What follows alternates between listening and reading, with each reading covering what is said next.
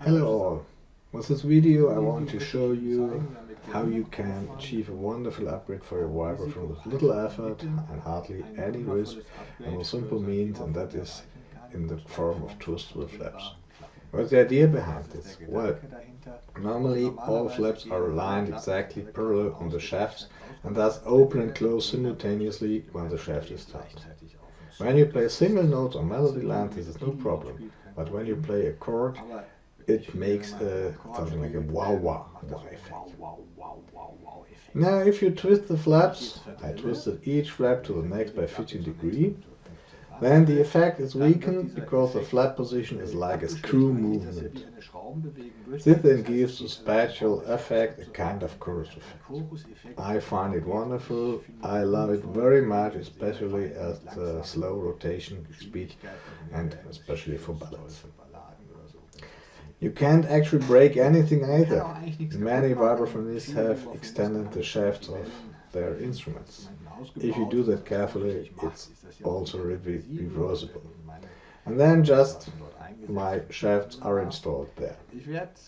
I make the data available on email request to manufacture such flaps. It is a 3D printing process. Some have their own 3D printers. I have printed flaps myself. They are not so great in quality, but you can compensate for that. Otherwise, you can have the flaps made from the internet by professional suppliers. I cannot give a warranty. The masters are also not all identically among themselves, at least there were small differences in the instruments that I could measure. So I will provide the data on request and then let's see what happens. I would be happy if others also like it. With this in mind, here comes the tutorial.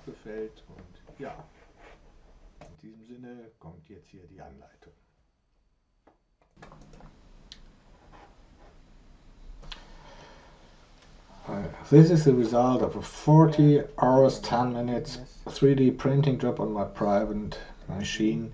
So you can see this is a total set of flaps for my frame, but more or less the same for master frame.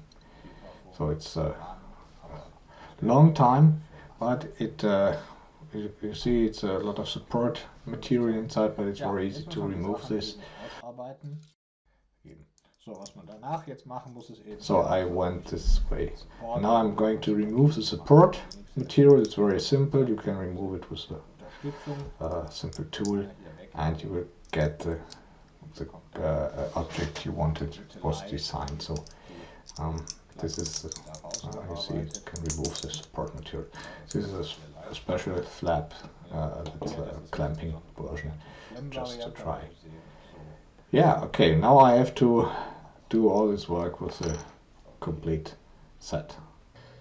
Okay, for the rest of the procedure you will need two steel shafts of 6 mm diameter and sufficient length. I think it's more than 1 meter 35, I think, around about.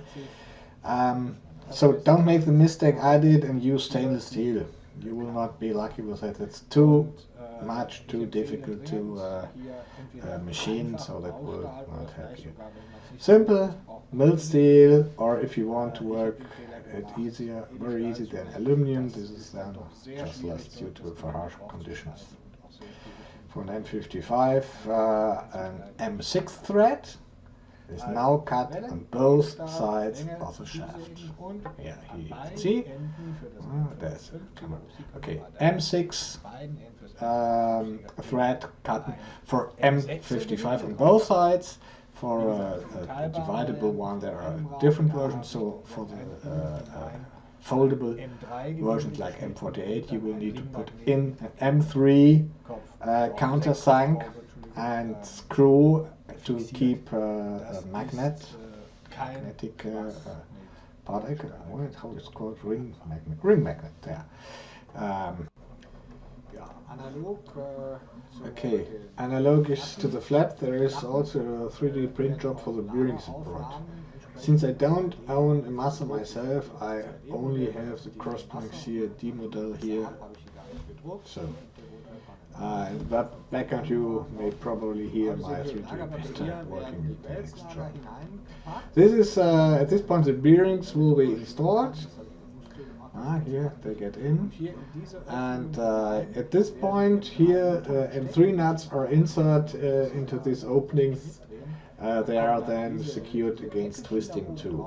So the covers are then placed on the tops and fix the bearings axially. I will show this later on the bearing blocks of my frame. These look a little bit different but work according to the same principle. This print job does not take that long. I provide this with 100% infill, so that later you can just drill the holes to fit for the frame mounting. So at this point here.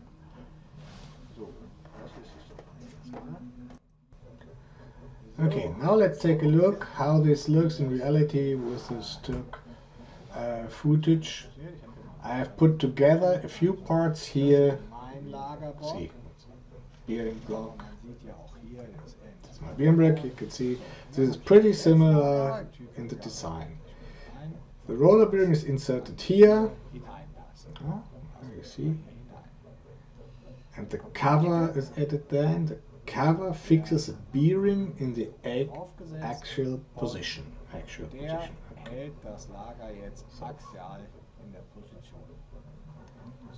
It's now fixed.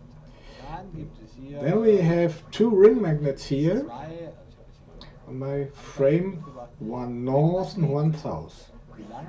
This ring magnet is inserted with a long M3 countersunk screw from below into the bearing block and tightened to the nut. And here's the nut. On the other side, the whole thing has to be done analogously. Okay.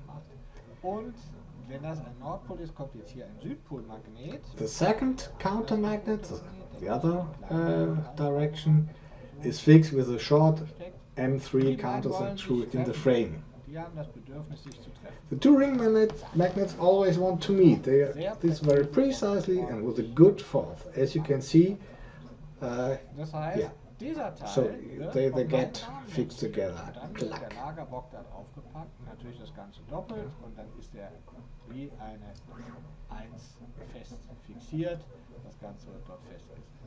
So here are several bearing blocks for the different positions on the frame. Bigger, this is a bigger one. So that's how it works.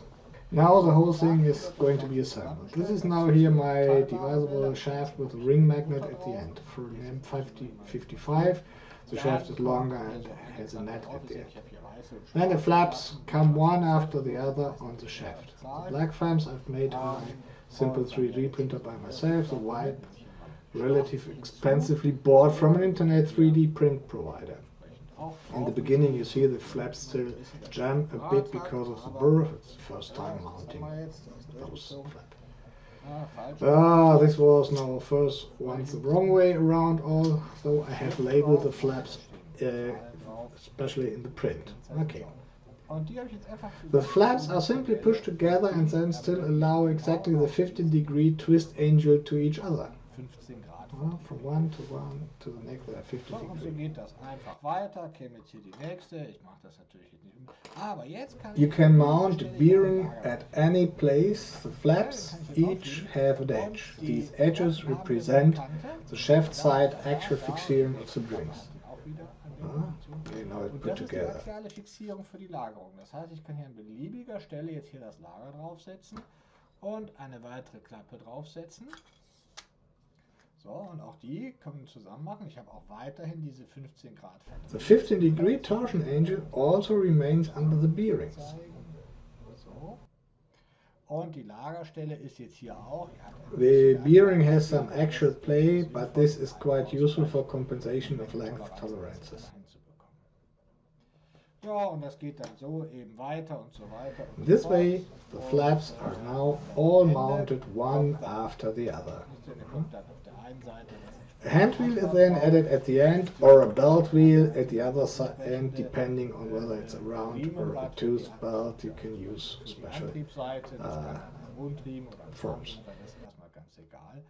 So, und hier auf der Gegenseite gibt es natürlich das entsprechende Gegenkuppelstück. Ich habe hier mal So here I have my two split shaft halves, and you can see how they connect via the oppositional pole ring magnets and the special clutch flaps together. You need pretty nice force to divide them.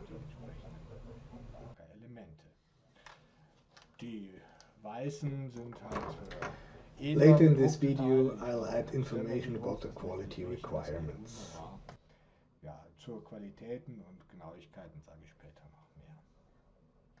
Here you can see the complete shaft equipped with flaps and bearings. On this master custom flap you can clearly see the labeling of the flaps and the edges for the actual positioning of the bearings. As you can easily see here, a large number, maximum 22, of flaps are pushed onto the shaft one after the other.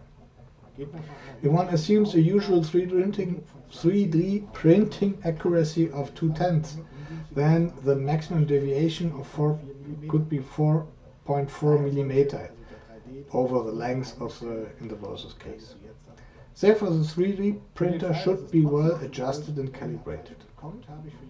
In the event that larger deviations still occur, I have 1 or 2 mm longer and shorter flaps in the program for each flap size. This usually compensates well for the length tolerances.